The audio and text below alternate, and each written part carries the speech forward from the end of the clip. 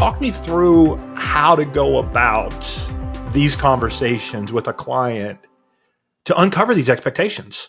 So the first thing is customers, whether they are happy customers or not happy customers. They're not happy, it can go a little different. But on the happy customers, if you reach out and you're like, hey, we're trying to improve and be better for you and other people like you, would you be willing to give us some time in exchange for a goodie of some sort, something of value to them, so we can get your opinion and really understand how we can do better?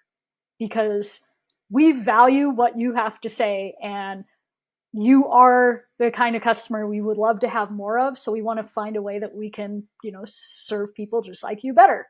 Who is not going to be flattered by that? Right. I mean, seriously, I've had this happen where I've talked to clients and I'm like, okay, now we're going to talk to your people. And they're like, oh, we'll look weak. And I'm like, no, you look the exact opposite of weak, because you're taking the time to truly listen.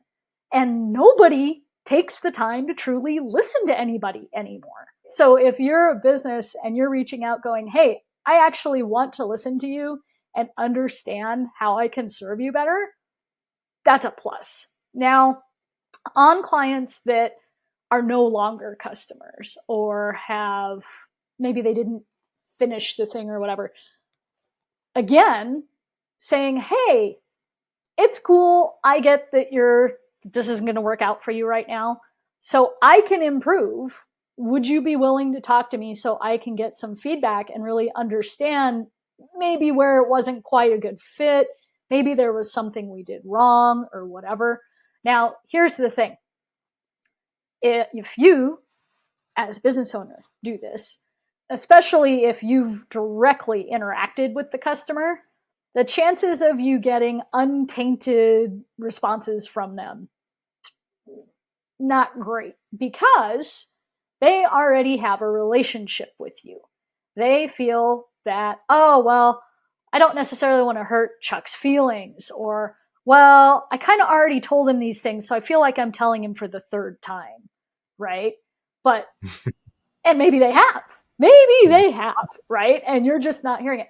So it's important that a third party or someone who is not directly related to whoever was in the transaction or journey, depending on the level, like how big it is, right, is not the one asking the questions. It's kind of equivalent to having your salesperson also be your debt collector.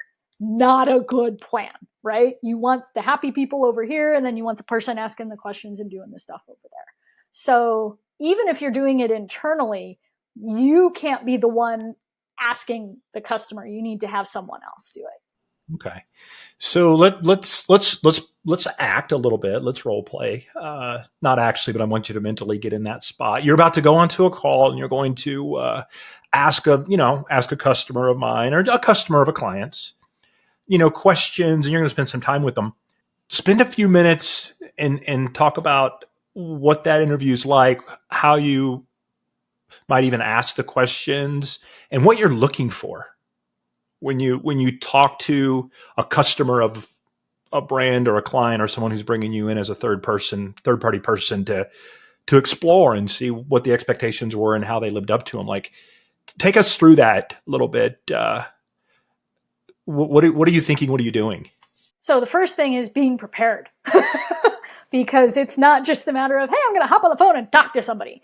Like, I need to have a outline, set of guidelines, if you will. I'm not married to them heavily, of questions that are things that we've identified as potential challenges, problems, issues, highlights, things that are good, through talking with the stakeholders of the business. So if it was like just you, Chuck, we'd sit down and we'd have a discovery session, and I'd ask you a whole bunch of questions about things that are like, well, what would you like to know? And what really bugs you? And what keeps you up at night? And if you had this one piece of information and it would change all these things, what would that be, right? Like, we look for that stuff first and we talk about that.